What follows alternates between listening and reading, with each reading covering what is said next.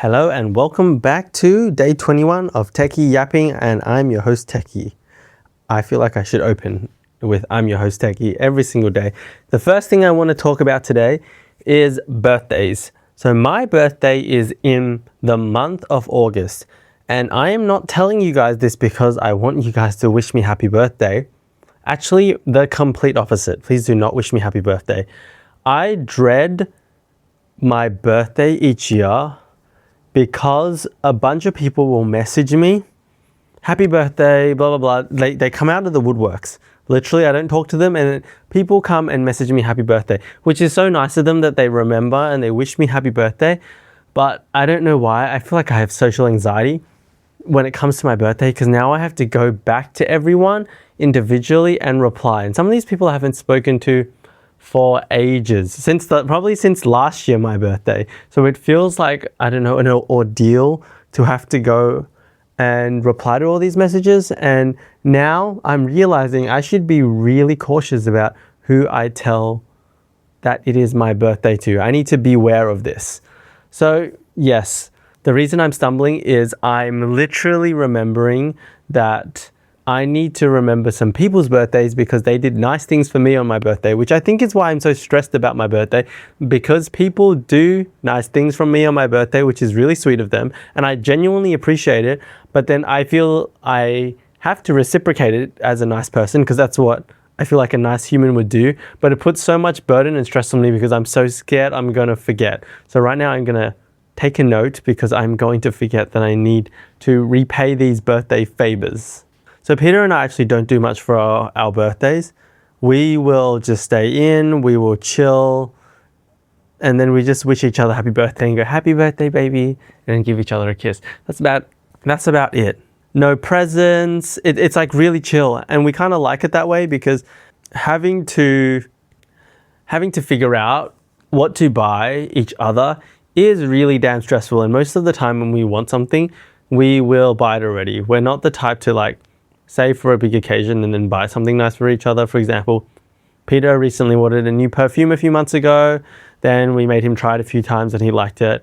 And we're not like, okay, I need to wait until your birthday to buy it for you. We just bought it. That's the type of people we are.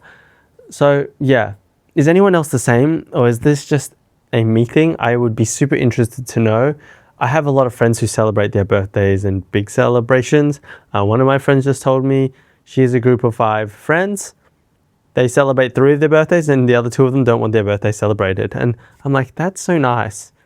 I wish I could just have everyone forget my birthday and then I would be at peace. But I can still celebrate your birthdays. Like, I have all my friends' birthdays written down in my calendar and I will wish them happy birthday on their birthday. But I really don't expect, I don't want anyone to remember my birthday. But would I be a bit sad if no one remembered my birthday? Maybe. So it's like a double-edged sword. And then I was scrolling on Instagram today and I saw this post which says, how long does it take to become friends? Casual friend is 50 hours, a friend is 90 hours, and a close friend is about 200 plus hours. So this reminds me of a thought that I had, that time is the easiest metric by which we are able to consistently judge a level of closeness with someone. But this post kind of makes the point that it's less about how many years you've known someone, and it's more about how many hours you've spent with someone. But to drill that down further, the number of hours that you've spent with someone doesn't really indicate the quality of the time. As like years is a bad indicator, I think hours is also a bad indicator, because I can sit with someone for an hour, have a really detailed conversation, get to know them really well, ask a lot of questions back and forth, and I can sit with someone else and we could just not really chat or just ask really surface level questions. So the degree to which I would know these 2 people after an hour of being with them would be completely different. But this brings me back to my point that a lot of the friendships that I've developed over recent years, I think I've gotten a better sense of knowing when I connect with someone really well. Like, I would say some of the closest friends I've made are probably within the last 2 years, and I can tell like we're going to be really close for life. And when I meet them, usually they have ADHD, and then we just talk a lot, we share, we get along. It's just like an instant click. And then, yeah, maybe even like after the course of one night spent together, we feel very close to each other. And this is so different to my younger days when I was making friends and I would spend time with people because I felt like that's what I was socially supposed to do. But I didn't have a comparison point of like what a really close friend that I clicked really well with felt like. So I would spend a lot of time with these people, but I didn't necessarily feel close with them because I just didn't connect on the same points. So that has made me realize that time is one metric to judge a friendship by, let's say years. And then you can even narrow that down to how many hours of, let's say, quality time have you spent with that person. And then the even further metric is like that quality time you spent with them. How quality was it? How connected was it? Did you just chat to them about how's the weather? Oh yeah, that sports game, the FIFA World Cup. By the way, I hate sports. I hate watching sports because it's really boring. Playing sports is different, it's kind of fun. But watching sports, like, oh my goodness, that is one of the most painful things in the world. If you wanted to torture me, you would strap me to a chair and make me watch like the cricket or something. And I would probably die. But yes, you can have really surface level conversations or you can get to know them on a much deeper level. But that being said, I think the type of connection that different people desire is different. I am the type of person who cannot do surface level conversations to the point now where I will politely find a way to end the conversation. If I just met someone and I can tell there's no connection point because I really feel like I'm suffering. And since realizing I have ADHD, I realize I'm so inattentive, I feel rude because I'm not paying attention to them. So I'd rather step out of the conversation and let them talk to someone else. The other thing I wanted to share is I'm not sure if you guys have heard of something called Oracort. It is for ulcers, mouth ulcers. So previously I only knew Bonjela existed, which I'm assuming most people have heard of. It's like a clear gel, you put it on, it stings straight away, and then it kind of numbs it and you can eat for a bit. But it wears off very quickly. So I was eating a chip today and then it was stabbing into my ulcer. And then I remembered I got Oracort when I was in Singapore. It is a steroid, how do I describe it? It's a taro paste, actually. It's made from taro paste. So when it is applied to your ulcer, it mixes with the saliva and sticks to the ulcer and forms like a protective coating. It also has some steroids in it, which helps it heal faster. But more than that, it doesn't sting like Bonjela does. And you put it on your ulcer, it protects it, and then it kind of numbs it at the same time. So I have not heard of this product before until maybe 2 months ago when Joelle and Dan told me about it. And I don't know how I've been living my life since. So this is a really random question, but do you guys remember the COVID sore throat? How it's like really bad. You feel like you're almost swallowing razors if you got a really bad one. I had that probably 2 months ago. And that was the worst one I've ever had. So I'm wondering, does anyone know of a product out there that can help with that level of pain?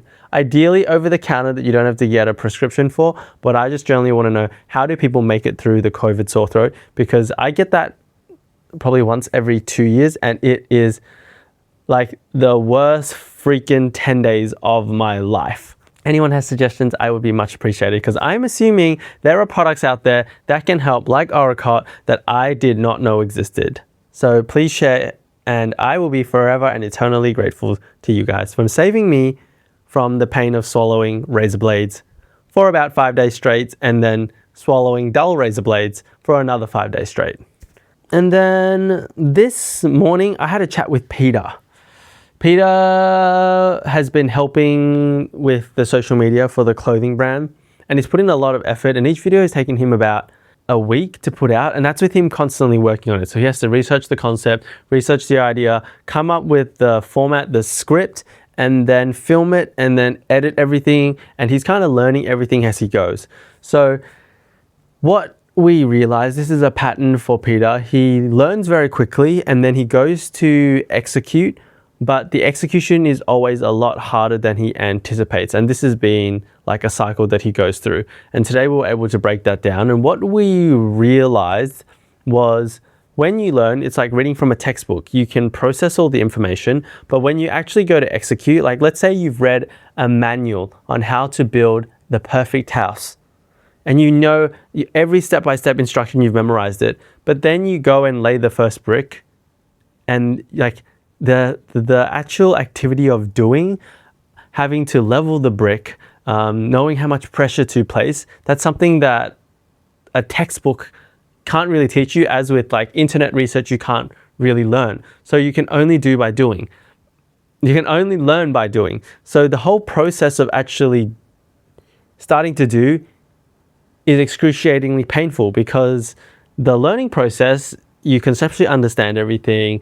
The neurons in your brain are firing, you're getting dopamine because you're like, oh wow, all this new information. And suddenly you go to do, and that dopamine is not there anymore because it's so much harder to actually do, and you start questioning to yourself, why does all the knowledge that I have not work?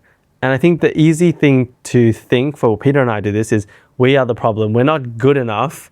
That's why we suck at doing this thing.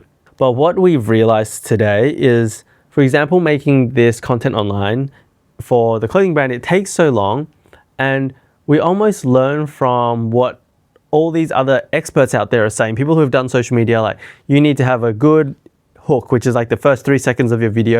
You need to capture attention. You need to have a message, but don't give the answer until the really end. And there are all these complex strategies that if you go literally research how to make social media content, your head will explode. And there are so many, I don't know, gurus, schools of thought, pieces of advice out there that when you try and take that all and make something, you're suddenly making something that's not authentic. I don't know if it's not authentic. And I don't want to say beyond your capability, because it's within your capability to do, but it's probably maybe not as productive as you think it may be. So for Peter and I, we've realized that trying to listen to the advice, do everything else that everyone else is doing, really doesn't work for us, because we have a set amount of energy and we're trying to get results. Because at the end of the day, when you post social media, what you're trying to generate, usually in most cases, is attention and grabbing people's attention. And when you put in a certain amount of effort, you expect to get a certain amount of attention back. And if you don't get that amount of attention back, it's like your investment of time for the reward, then you feel demotivated. And because Peter and I are trying to make these really complex social media reels based on what other people have told us we should do, we usually are unable to generate the amount of attention that we would like. And that becomes very frustrating, which leads us, or in this case, Peter, for this social media example, to be like, this is too hard. I'm not getting enough dopamine out of this. I'm going to stop. But the one thing that I have learned, so actually it's day 21, so I should do a 20-day reflection.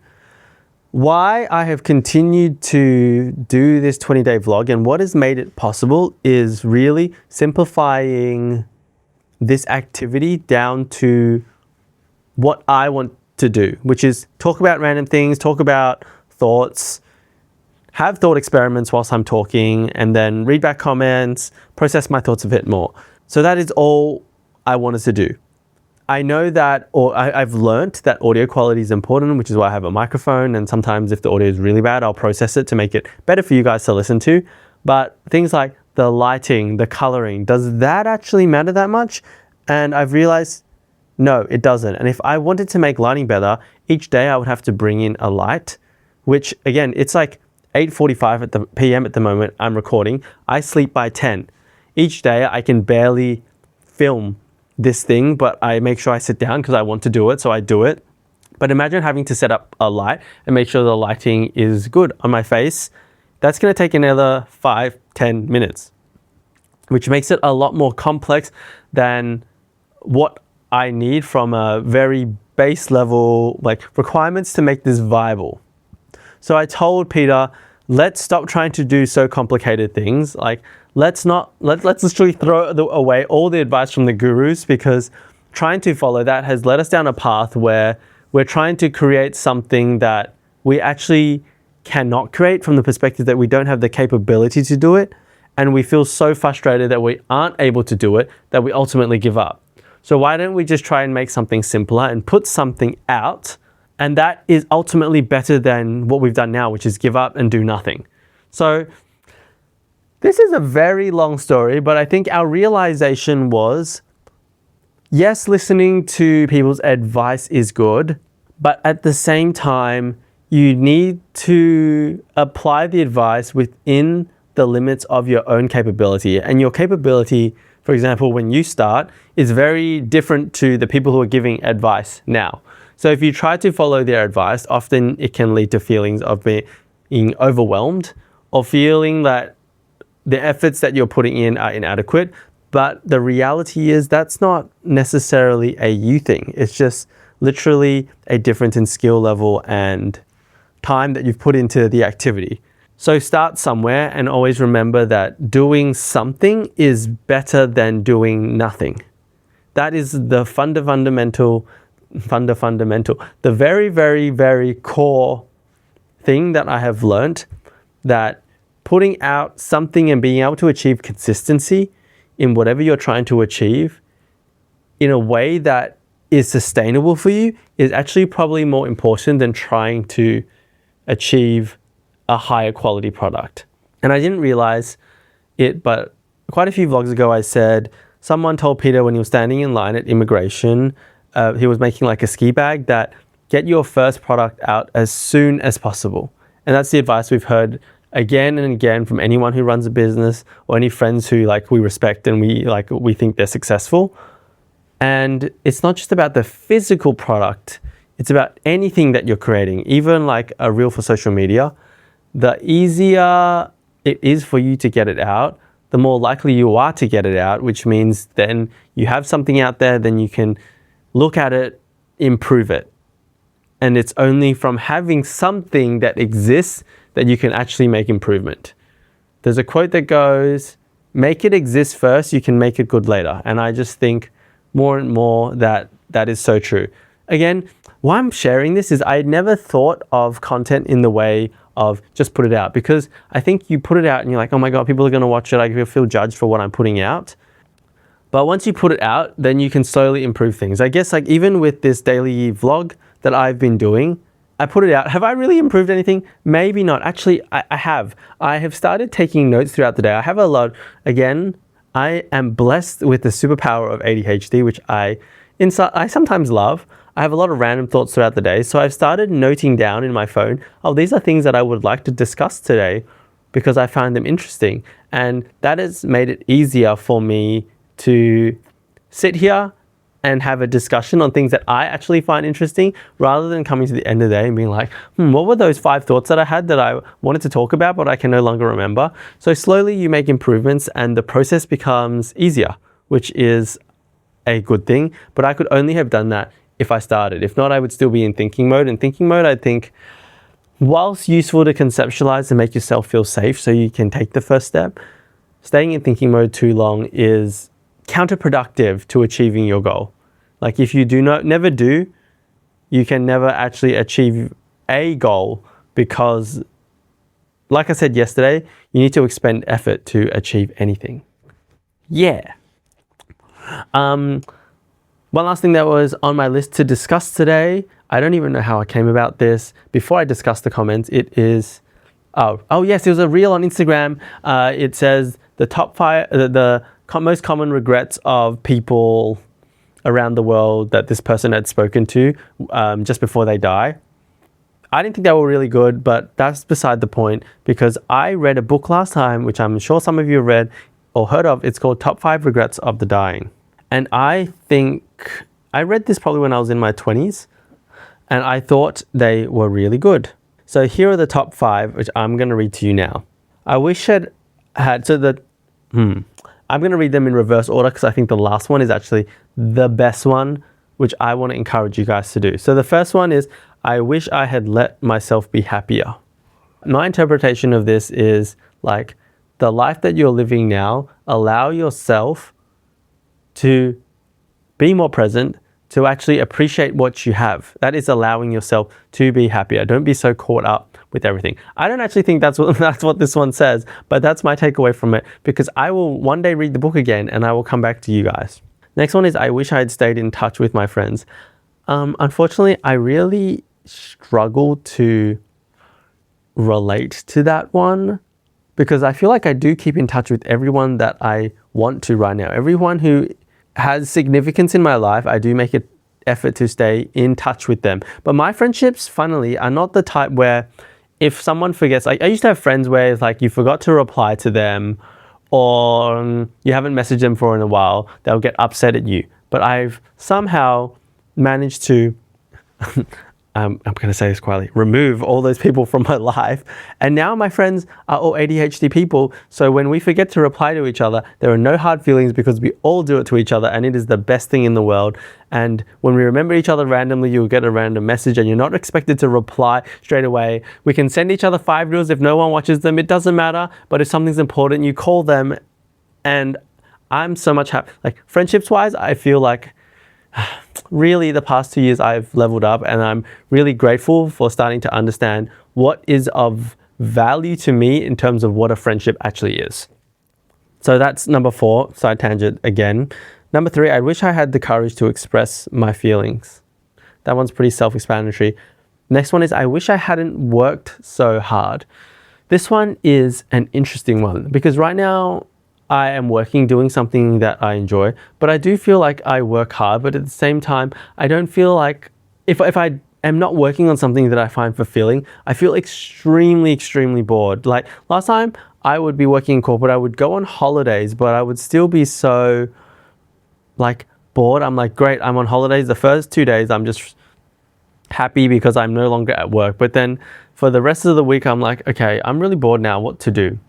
Now when I go on holidays, I still get to kind of work because I think I'll describe it as a working holiday. I take my work with me, I get to chill, still respond to messages, and I think it gives me more purpose and fulfillment in my life. So I remember when I read this book, a lot of the I wish I hadn't worked so hard people, they were like, they worked for other people. I don't think they were necessarily entrepreneurs, but they were working in corporate offices, for example, trying to chase that next promotion. Or I think one was a consulting partner or something like that, and trying to move up the corporate ladder. And they had to work hard to prove themselves because in the corporate industry, it's a lot of optics about how you look when you're working.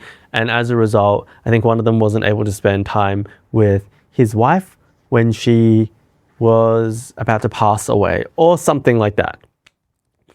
This is not a very helpful podcast today or episode because there's a lot of something like that. But anyway, we reached the top point, which is what I wanted to talk about most. I wish I'd had the courage to live a life true to myself and not the life others expected of me. Wow, we have reached the pinnacle of the top 5 regrets. And this is really my favorite one. And maybe it is through reading this in my early 20s that has led me to where I am now.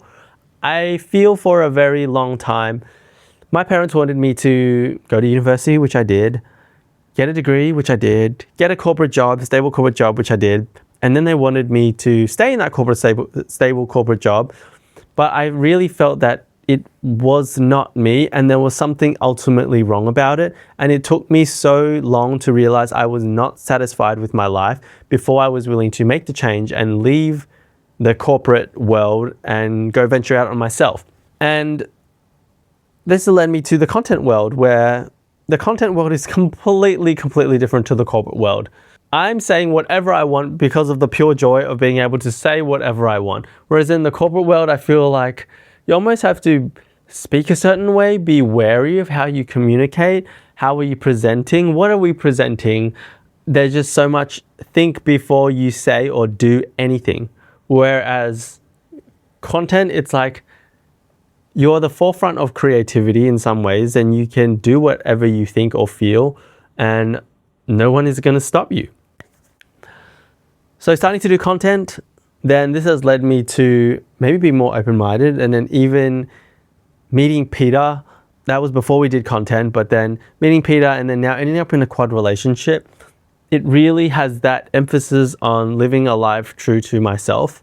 In many ways, I never expected my life to end up looking like this, but I am not, ashamed is not the right word. I am not upset that my life ended up like this, and I'm very happy about it. So yes, go and make sure you are living a life true to yourself and not one that others expect of you, whether that is your parents or your siblings, even your partner. Make sure that you are happy with the life that you're living, as that is your responsibility and no one else can do that for you. The other thing I want to add is, with all advice that anyone gives you, remember no one is in your circumstance. So even anything that I say here in these videos, in these podcasts, don't just take them and apply them to your life without thinking. No one is you. No one lives your life. No one has your specific set of circumstances. So make sure when anyone gives you when everyone gives you any advice, you take it with a grain of salt and you consider, does this make sense to me? And does this actually ultimately make my life better? Just with these top 5 regrets. Previously, I remember when I was younger, I was like, oh my God, I should do all of them. But now rereading them, I'm like, some of them don't apply to me so well because different circumstances. But this one of living a life true to yourself, I feel like for a long time I led a life that was not true to myself, and rather one that my family expected of me, particularly like my parents, my relatives. I remember actually my boyfriend before Peter, I got into that relationship because he was a doctor and he was Christian. And now reflecting on it, the reason I dated him was because I thought a doctor is a great profession for my boyfriend to have so that my parents like him. And then being a Christian, because I had very close auntie and uncle, a family, like my cousins, who were Christian. So I was like, it would be easier for them to accept me as gay if my boyfriend is Christian also. And ultimately now I realized I was not living a life true to myself, but rather one that others expected of me, or in some ways I wanted to be accepted by other people. And yes, acceptance is important because in society, like, why do we have friends? Why is society a thing? Humans require social interaction to exist. So to an extent, you need acceptance by others. But I think only each of us as individuals can do the self-work to determine what is the level of acceptance what is the level of acceptance by others that we require. Yeah, I did not make it through any comments today, but I will endeavor to do that tomorrow. Oh, the one that I will respond to very quickly. Someone said, I have ADHD, and because I'm a guy, it's easier to diagnose, and that females have challenges with diagnoses because it's less common. And I have seen that. I have one friend, actually I have 2 really close friends who I helped to get diagnosed with ADHD. They're girls. And again, gender is a social construct, but if we apply those social constructs, definitely there are prejudices in everyone's heads, and even in the heads of like medical doctors who you consider to be you would think are some of the most intelligent people in the world, even they have prejudices. So that tells you something. And I remember them telling me stories when they went to try and get their diagnoses, whatever that word is, it was more complicated for them. And in the end, we had to help find a psychiatrist for them that was less prejudice. And both of them had similar experiences with that. So that tells you something. My lessons for today are doing something is better than nothing. Consistency is really important, but you need to achieve consistency in a way that is sustainable for you.